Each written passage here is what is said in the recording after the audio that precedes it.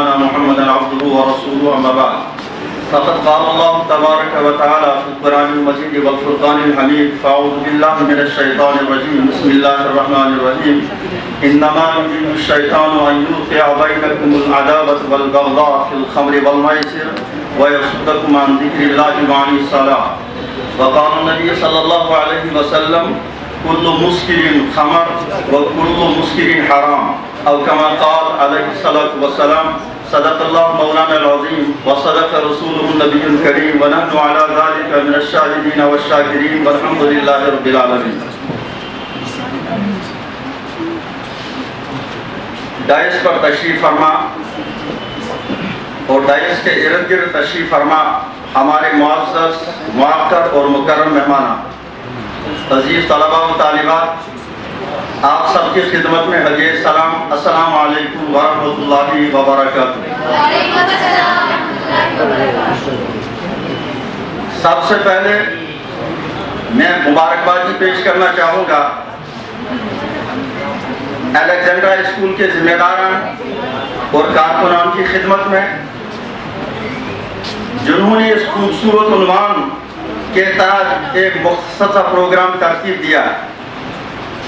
حالانکہ یہ پروگرام حکومت کی سطح پر بڑے بڑے سیمیناروں کی شکل میں ہونا چاہیے اور جتنا زیادہ وقت اس کے لیے ہو اتنا ہی کم، لیکن باتیں تو بہت آپ کے سامنے آ گئی۔ میں چند باتیں آپ کے سامنے پیش کرنا چاہوں گا۔ آدمی تب تک کسی برائی سے نہیں رک سکتا جب تک اس برائی کی برائی اس کو معلوم نہ ہو یہ چیز کتنی بری ہے۔ پہلے آدمی کو اس چیز کی برائی کا پتہ چلنا چاہیے، یہ برائی کتنی بڑی برائی ہے، کتنا بڑا گناہ ہے۔ جب یہ معلوم ہو جائے گا پھر گناہ سے بچنا آسان ہو جاتا ہے۔ جہاں تک منشیات کا معاملہ ہے، شراب نوشی کا معاملہ ہے، جناب رسول آج تو ہم دیکھتے ہیں پوری دنیا جو ہے اس مصیبت میں گرفتار ہے اور پریشان ہے، مشرق سے لے کر مغرب تک، اور اچھے اچھے گھرانوں کی نیندیں حرام ہو چکی ہیں، اچھے اچھے گھرانے پریشان ہیں۔ جناب رسول اکرم صلی اللہ علیہ وسلم نے فرمایا ہے شراب جو ہے یہ ام الخبائث ہے، تمام بیماریوں کی جڑ۔ اور حضور علیہ نبی علیہ السلام نے فرمایا یہ نشہ کرنے والا جب نشے کی حالت میں مرتا ہے بغیر توبے کے، قبر میں اس کا چہرہ قبلے کی طرف سے پھیر دیا جاتا ہے، یہ اللہ کی طرف سے اس پر عذاب۔ اور حضور علیہ السلام نے فرمایا یہ نشہ کرنے والا اگر توبہ نہ کرنے کی حالت میں کوئی عبادت کرے گا 40 دن تک اللہ تبارک و تعالیٰ اس کی کوئی عبادت قبول نہیں کرتا۔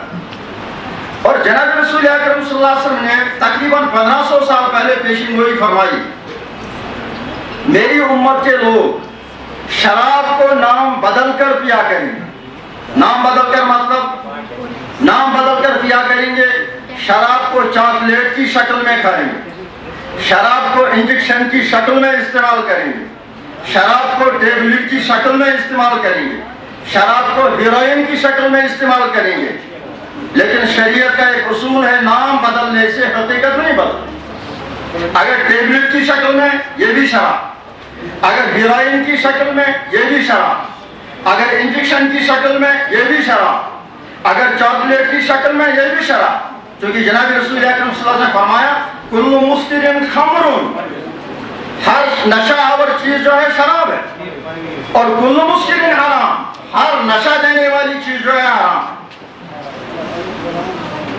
اسلام کا ایک اصول ہے، اسلام کے جتنے بھی احکامات آپ اس کو غور سے تھوڑا سنیں، ان میں صرف 5 چیزوں کا خیال رکھا گیا، یعنی اللہ تعالیٰ نے جن چیزوں کو کرنے کا حکم دیا ہے یا جناب رسول اکرم صلی اللہ علیہ وسلم یا جن چیزوں سے بچنے کا حکم دیا ہے، مقصد صرف 5 چیزیں ہیں پورے دین اسلام۔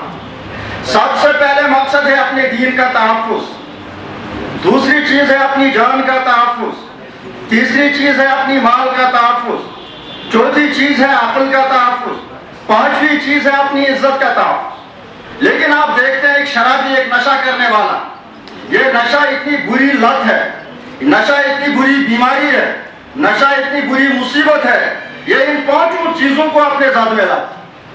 سب سے پہلے آدمی دین سے کیا ہو جاتا ہے؟ دور ہو جاتا ہے نشہ کرنے والا، بددین بن جاتا ہے اور اللہ تبارک و تعالیٰ اپنی نظر اس سے پھیر لیتے ہیں۔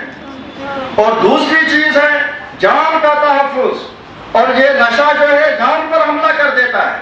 آپ دیکھتے ہیں اخباروں میں آپ پڑھتے ہیں، میگزین میں آپ دیکھتے ہیں، خبروں میں سنتے ہیں فلاں پل کے نیچے لاش برآمد ہو گئی، فلاں کھیت اور کھلیان میں لاش برآمد ہو گئی، فلانی دریا میں لاش برآمد ہو گئی۔ پھر جب نتیجہ نکلتا ہے انجیکشن زیادہ ہو گیا، ٹیبلٹ زیادہ ہو گیا، نشہ زیادہ ہو گیا، اس حالت میں یہ موت مرا، اس حالت میں یہ زندگی کھو بیٹھا۔ گویا کہ دین پر بھی حملہ ہو گیا اور جان پر بھی حملہ ہو گیا۔ اور تیسری چیز ہے مال پر حملہ، اور آپ دیکھتے ہیں مال تو ضائع ہو ہی گیا۔ ان المبذرین کانوا اخوان الشیاطین، مال کو اس طرح ضائع کرنے والا جس سے نہ دنیا میں کوئی فائدہ اور نہ آخرت میں کوئی فائدہ۔ ان المبذرین کانوا اخوان الشیاطین، شیطان کا بھائی ہو گئے۔ اور اس کے بعد آپ دیکھتے ہیں عقل کا نقصان۔ جب آدمی شراب پیتا ہے، نشہ کرتا ہے، اس کی عقل چلی جاتی ہے، اس کو ماں بیٹی بہن اس کا بالکل تصور نہیں رہتا، یہ وحشی بن جاتا ہے، بے حیا بن جاتا ہے۔ اور جب آدمی بے حیا بن گیا، اذا فاتک الحیا فافعل ما شئت، جب حیا چلی گئی اس نشے کی وجہ سے یہ بے حیا بن گیا، بدکار بن گیا، عیاش اور آوارہ بن گیا۔ اذا فاتک الحیا فافعل ما شئت، اب یہ درندہ بن گیا، اب یہ وحشی بن گیا، اب یہ آوارہ بن گیا، اب یہ عیاش بن گیا۔ اب جو اس کی مرضی ہے وہ کرے، بیٹی کی عصمت کو تار تار کرے، بہن کی عصمت کو تار تار کرے، ماں کی عصمت کو تار تار کرے، پڑوسی کی عصمت کو تار تار کرے۔ اس کو اس بات کا خیال نہیں رہتا کہ چونکہ اب درندے سے بدتر بن گیا، وحشی سے بدتر بن گیا۔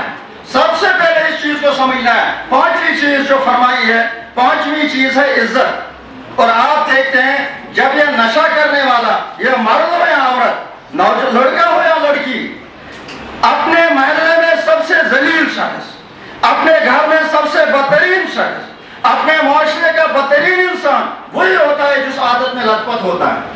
میرے بزرگوں اور دوستوں اور عزیز طلباء و طالبات، ایک مختصر سا واقعہ آپ کے سامنے پیش کرتا ہوں جو جس کو سمجھنا ضروری ہے۔ یہ 5 منٹ 4 منٹ کا وقفہ دینا اس کے لیے میرے خیال میں اس کے ساتھ انصاف نہیں ہے، اس کے ساتھ کوئی انصاف نہیں ہے۔ ایک صحابی تھے، جب تک شراب حرام نہیں ہوا تھا، صحابی نے شراب کا کاروبار کرنے کے لیے خیبر سے شراب خریدی، بہت بڑا کاروبار کرتا تھا۔ یہ جب شراب لے کر چلا، راستے میں ایک صحابی سے ملاقات ہوئی۔ صحابی نے کہا کہ آپ کو معلوم نہیں حضور علیہ السلام کی زبانی مبارک سے شراب حرام، آج تو اعلان ہو گیا، اور مدینہ میں اعلان ہو گیا، اہل المدینہ ان اللہ حرم الخمر علی لسان محمد، آج محمد کی زبان سے مدینے والوں شراب حرام ہو گئی۔ اس نے کہا اچھا، میرے تو بڑا کاروبار، ساری پراپرٹی دو پر لگا دی۔ وہ چلا گیا حضور کی خدمت میں، یا رسول اللہ صلی اللہ علیہ وسلم میں نے شراب کا کاروبار کرنا چاہتا، ساری پراپرٹی داؤ پر لگائی تو شراب حرام ہو گئی۔ حضور نے فرمایا حرام ہو گئی۔ اس بات کو غور سے سن لیں۔ یہ صحابی عرض کرتا ہے، یا رسول اللہ صلی اللہ علیہ وسلم ٹھیک ہے حرام ہو گئی، مجھے اجازت دے دیجئے میں اس کو واپس کر دوں جس سے خریدی تھی۔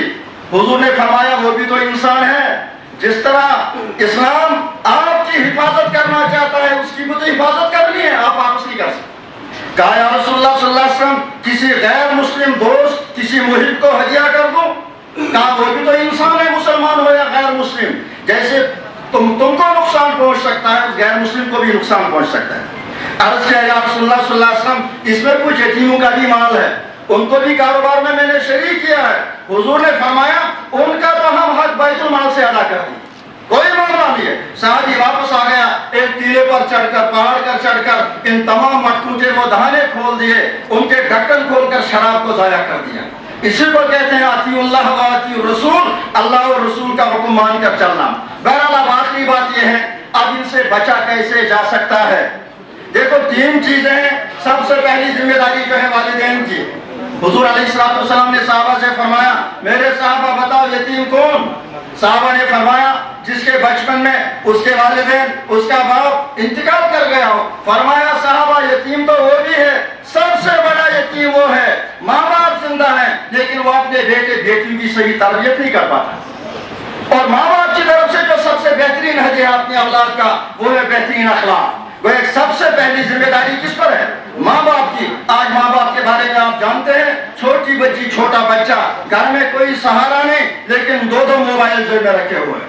جیسا کہ آپ سنتے ہیں, میں زیادہ دور نہیں جانا چاہتا. دوسری چیز میں آپ سے عرض کرنا چاہتا ہوں, سب سے بڑی ذمہ داری جو ہمارے اسکولوں کی ہے, ہمارے کالجوں کی ہے, ہمارے مدرسوں کی ہے. آپ دیکھیں کالج میں ایک ہے علم, ایک ہے تربیت. علم کا نام تربیت نہیں ہے, علم کے ساتھ تربیت کوئی اور دوسری چیز ہے. جب میں اسکول اور کالجوں میں کبھی جاتا ہوں پروگرام دینے کے حوالے سے, میں دیکھتا ہوں لکھا ہوا علامہ اقبال کا خوبصورت شعر, زندگی کچھ اور شے ہے, علم ہے کچھ اور شے, زندگی سوز جگر ہے, علم ہے سوز دماغ. لیکن میں سوچتا ہوں بعد میں, جن لوگوں نے اشعار لکھے ہیں کیا انہوں نے ان کو سمجھا نہیں ہے؟ ان کو ان کی تشریح کا پتہ نہیں ہے. اللہ ان پر کیا فرما رہے ہیں, زندگی کچھ اور شے ہے, علم ہے کچھ اور شے. تربیت الگ چیز ہے, ڈگریاں الگ چیز ہیں. ڈگریوں سے آدمی انسان نہیں بنتا, سکالر بننے سے انسان نہیں بنتا, پی ایچ ڈی کرنے سے انسان نہیں بنتا. اس کے لیے تربیت لازمی ہے. علم کے ساتھ جب تک تربیت نہ ہو, وہ جاہل سے اجہل بن سکتا ہے, وہ آوارہ بن سکتا ہے, وہ عیاج بن سکتا ہے, وہ بے حیا بن سکتا ہے. ہر علم کے ساتھ تربیت کا ہونا لازمی ہے. زندگی کچھ اور شے ہے, علم ہے کچھ اور شے. زندگی سوز جگر ہے, علم ہے سوز دماغ.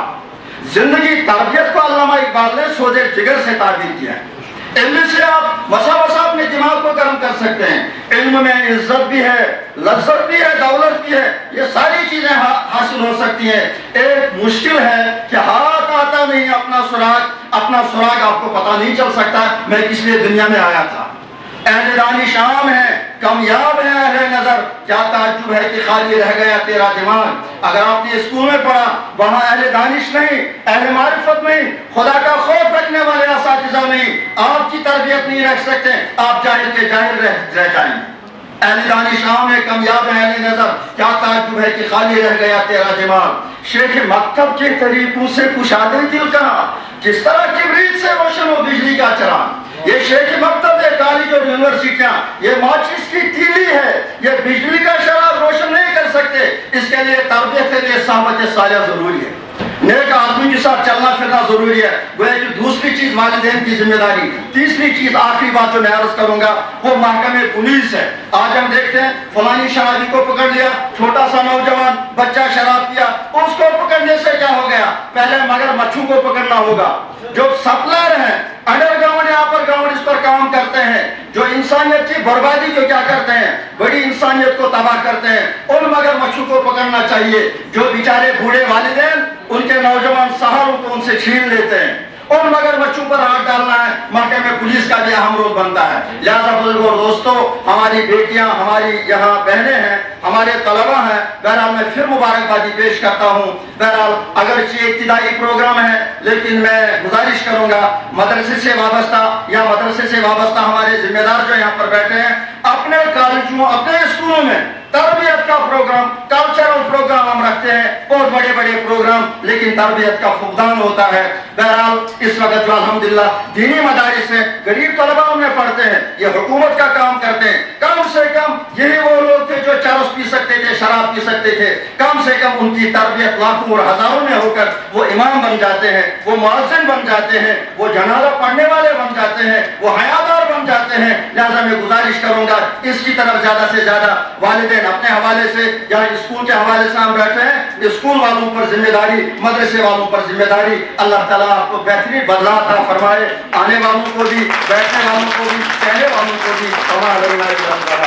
کیونکہ میرے پاس الفاظ نہیں تھے کہ میں اپنے ضلع کی قیمتی متاع اور اسلامی امور علوم میں یکتا متمم دارالعلوم ددمن کپوارہ علامہ مفتی عبدالعزیز قریشی صاحب کا شکریہ ادا کرتا ہوں. اور انہوں نے جو باتیں میں نے سن لی, انہوں نے ایک خاص چیز کی طرف توجہ دلائی, ایک شیخ مکتب کی طرف. کیونکہ ایک شاعر کہتا ہے, رب بناوا آدمس انسان بناوا مصطفیٰ صلی اللہ علیہ وسلم. اور جب شیخ مکتب کی بات ہوتی ہے, شیخ مکتب ہے ایک عمارت گھر جس کی سنت ہے روحی انسانی. اور انہوں نے, میں ان کے سامنے کیا کہوں، میری مشاطگی کی کیا ضرورت ہے، حسن معنی کو کہ فطرت خود بخود کرتی ہے، لالے کی حنا بندی